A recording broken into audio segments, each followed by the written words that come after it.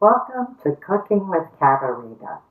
Today I'm going to show you how to make a delicious Greek Easter bread. This special recipe was so graciously given to me by my children's yaya, or grandmother. So if you would like more of my recipes and videos, please subscribe and keep on cooking.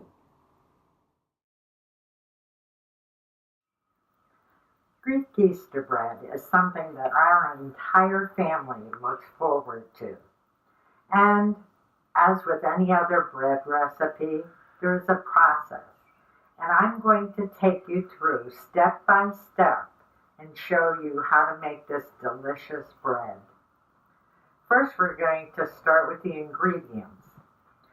You will need 3 cinnamon sticks, a 1/4 teaspoon of ground clove, 1½ cups of water, 2 packages of dry yeast, a 1/2 teaspoon of sugar, and a 1/4 cup of very warm but not hot water, 2 cups of milk, 1 stick of butter or margarine, whichever you prefer,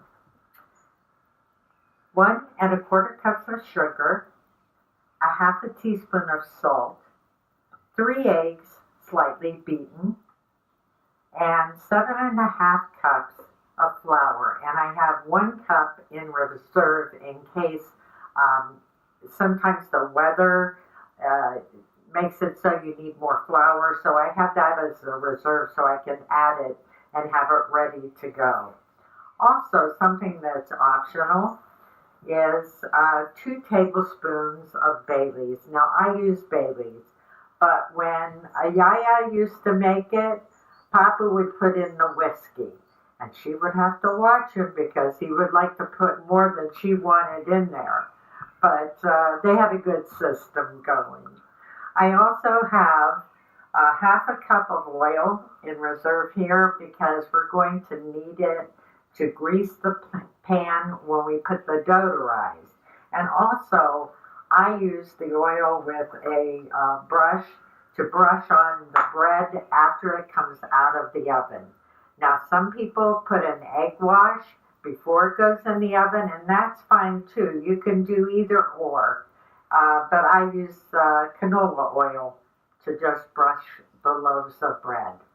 So what we're going to do is start first on reducing the 1½ cups of water with the cinnamon sticks and the ground clove down to a 1/2 cup because we want that to be really concentrated and it adds flavor to the bread. So we're going to start with that, and also while we're doing that and waiting for that to reduce, we're going to put our milk and butter in a pan to heat it up to lukewarm. We want the butter to be melted and the milk to be lukewarm. So let's get started with that. Okay, we're going to put our stove on high and we'll add our water. That's 1½ cups of water and our 3 cinnamon sticks and our 1/4 teaspoon of ground clove. And we're going to let that boil till we reduce it down to a 1/2 cup. And while that's going, we'll turn on the other burner on probably about medium because we just want to melt the butter and heat up the milk a little. So we'll get the butter going there. And I should mention too that this recipe will make 4 loaves. And I like the loaves because you can slice it and toast it. And I'll give you more suggestions at the end of this video of different ways that we use the sweetbread.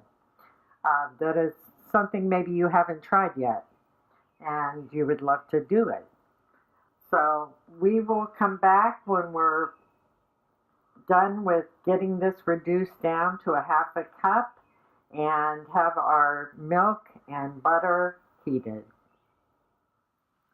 Our butter and our milk is heated to lukewarm, and I've reduced our cinnamon and water and ground clove down to about a half a cup. But what we're going to do next is we're going to start our yeast process of rising. So I have 2 packages of yeast, and I'm going to add a half a teaspoon of sugar, which to me helps it rise quicker. And then we're going to add a 1/4 cup of very warm but not hot water.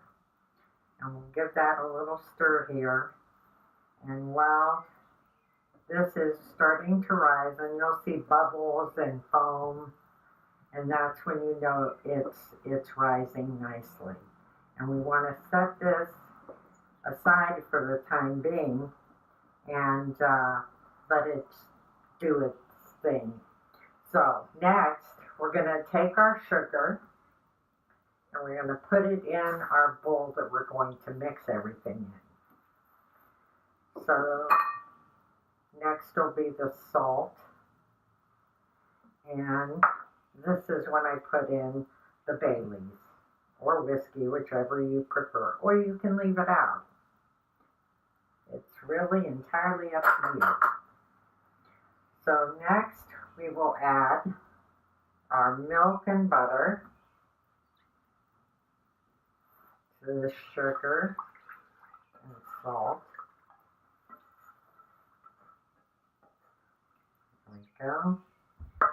And I've taken out the cinnamon sticks from my reduction, and we'll pour out a half a cup. Now, I have a little more than a half a cup, and because it's so minor, I'm just going to add it. Now that might mean you might need a little more flour than the 7.5 cups of flour I have. But you'll see as we get along in this process. I'm going to give this a little stir, the sugar and the reduction and the milk and butter, everything that we have in here, and the bay leaf, of course. And just to make sure everything is well blended. So what we're going to do next is we're going to add some flour to this. Just maybe a couple cups of flour. Just in case your milk or your reduction is still kind of on the hot side, we don't want it to ruin our yeast. So I'm going to use my hands and kind of mix that around. And it feels a really good temperature. And what I'm going to do next is add the yeast. And yeah, it does get a little messy, but trust me, it's well worth it. So, my yeast has foamed up quite nicely, as you can see. We're just going to add that to the mixture that we have in there already. Make sure we get it all, because that's what makes your bread good. At least this kind of bread. Okay, set that in the sink. And we'll kind of mix that through next. And rather than crossing over, I'm going to move my bowl to my right side since I have a free hand. And we're going to add some more flour. And then we're going to add the egg. So we're going to mix that up. Now we're going to add our egg. As I said, I beat it slightly. And we will pour that in. Make sure we get it all. And I think at this point, we can just keep putting in some flour as we're mixing with the one hand. And add the rest of the 7.5 cups of flour that I have going on. And again, the weather plays an important part as to how much flour you put in. Again, I'm using bread flour. You can use all-purpose flour, and I have for many years, but I found bread flour helps to make it a lighter textured loaf. So I'm just going to add the rest of this in here and work it. Now, when I get to the point where I need to knead the bread, and I'm sure you all know what that is. It's where you kind of roll your fists into the dough and blend everything really well. And what I do is I take the pan over to the table, and I find that it's much easier to knead on the table because it's not quite as high, so I can put a little more force into it. So we will be back when I have this all blended and kneaded. Well, I had to use not only the 1 cup of flour that I had in reserve, but an additional ½ a cup. And again, it can vary every time you make it. It all depends on the weather, or you know, you have that little bit of extra reduction, so you have to compensate and add more flour. So I have it. It is, as you can see, very easy to work with here. And I'm going to take it out of the pan. And as I was kneading, I was scraping the sides of the pan. So what we'll do now is we'll take this out of the pan, and the dough will feel tacky, almost sticky. So you can see how it, when you press down, it comes back up. So I'm going to take a little bit of that oil that I had reserved, and I'm going to pour it in the pan. And then I'm going to use my hand and kind of get that oil all around. You want it up the sides and on the bottom. Probably about, I would say in this size bowl, you want to use about a couple tablespoons, maybe 3, but you want to make sure it's well greased. So now I'll put it face down, what I call face down first, and then flip it over. Make sure that all the dough is oiled like that. And every time I make bread, because my mother did this, I do it too. I make the cross indentation on the bread. And that's something I've done for as long as I can remember. So next, I'm going to wash my hands, and I'm going to cover this with plastic wrap. And I find if I stick it in the oven, it rises faster. This bread could take a little longer than regular bread to rise. So you're going to let this rise probably for about 2 hours. And then we'll be ready to shape it. But we're going to cover it with plastic, stick it in the oven. If you have a nice warm place in your house that the bread would rise quick, that's where you want to put it. But just remember, do not put on your oven. It's happened to us before when we've had dough in our oven. So I'm warning you now. So I'm going to cover it, and we'll be back after it's risen for 2 hours. I've let the dough rise for 2 hours, and as you can see, it's more than doubled in size. So at this point, I'm going to use a knife, and I'm going to cut off 12 dough balls, and I'm going to place them on the wax paper because the next step is we're going to roll them and braid them and put them in the loaf pans, and then they'll raise for another hour. So I will show you that process in a minute.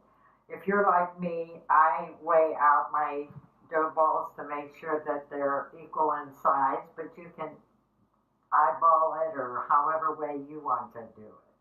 So I'm going to get started, and I will meet you back here when we're ready to roll out the dough. I divided the dough into 12 equal parts, or as equal as I can get it. So now what we're going to do is we're going to need 3 of the dough balls per pan to make a loaf. And we're going to take our dough. We'll take the first one here. We're going to press it down like this. And then you're going to roll it into like a rope, a long rope. You'll start from the inside and work your way out. Just like that. And sometimes after you're on your 3rd one for that loaf, I kind of hit it like that too. Sometimes you might have to roll it out again, just lightly. But you're going to do the hardest part of it as far as rolling it out on your first try here. And don't worry if it looks like it's not rolling out very well. Trust me, when it bakes, it will be perfect. We'll get one more here, and then we'll start to braid it and put it in the pan. And this dough is really pliable. You just have to put a little elbow grease when you're rolling it out. There you go.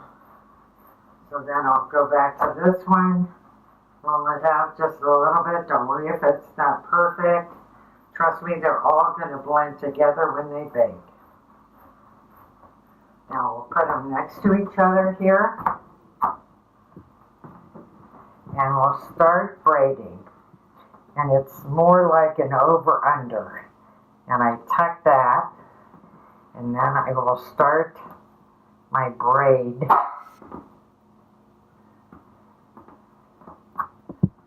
like that. And then you kind of tuck this together. And that's what it looks like. And then you'll put it in the pan. Now, we're going to do one more. And on this one, what some people will do is color a hard-boiled egg red, and they will stick it in the bread as it's rising, and then bake it in the bread. And it's very colorful. I don't do that, but I'm going to show you how some people do it. So we got our first one rolled out here. And again, I hope that you are seeing the technique I'm using. First, you're going to knead it down a little. And after you do that, you're going to roll it out, starting from the inside out.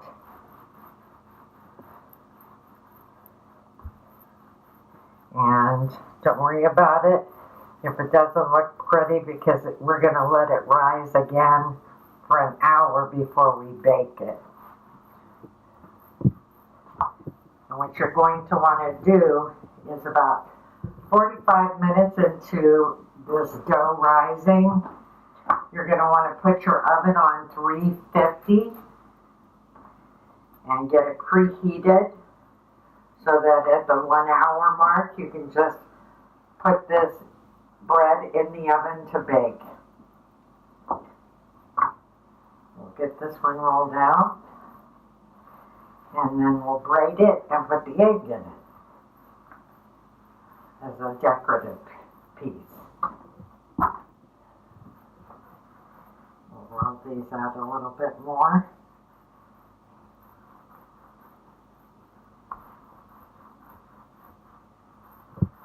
And start to braid. Again, kind of tuck that end in, and then you'll start your braiding.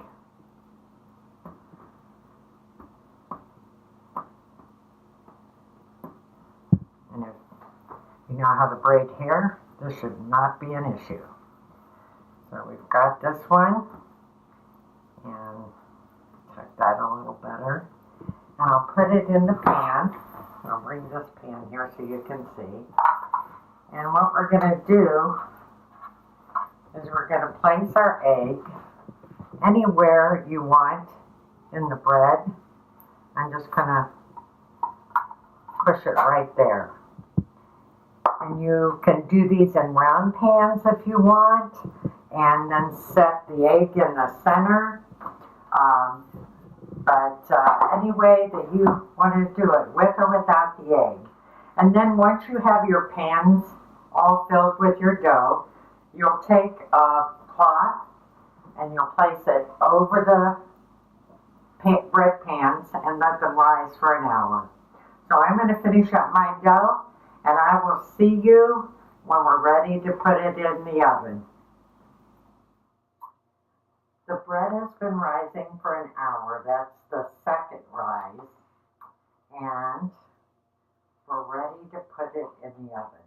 As you can see, they have doubled in size, and we are ready to go. So we're going to put them in the oven. Make sure that you had put your oven on 350, and we're going to bake them for about 30 to 35 minutes. I would check it around 30 minutes. It should look golden on top and should easily come out of the pan so you can check the bottom. So we'll put it in the oven, and when we come back, you will see the finished product. The bread cooked for 30 minutes, and it was done. As you can see, it looks absolutely beautiful. And what I'm going to do now is take some canola oil and a brush and just brush it on. And this is just going to add to the color of the bread and give it a nice glossy shine.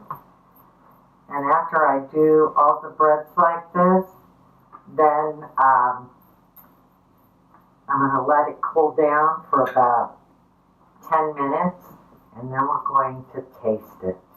I cannot wait because it smells amazing. So I'll see you back then. The bread is cooled for about 10 minutes, and we're just about ready to slice it and taste it. But I told you I would give you some different suggestions as to how we use the sweet bread. One is your basic, just slice it, put it in the toaster, and then you can butter it. It's delicious. And it'll smell in the toaster like you're baking it. Amazing. The other is our grandson and his wife use it to make toasted cheese sandwiches. It also makes delicious French toast.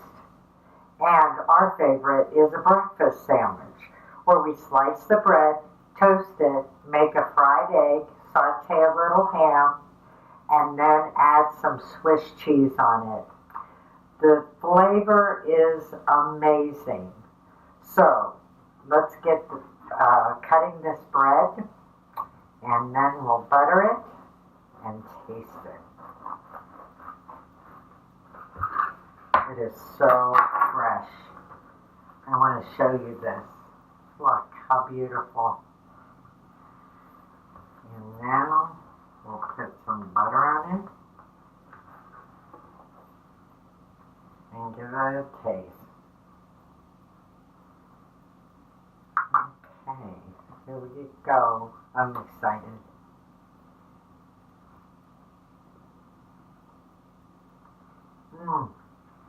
This is so good.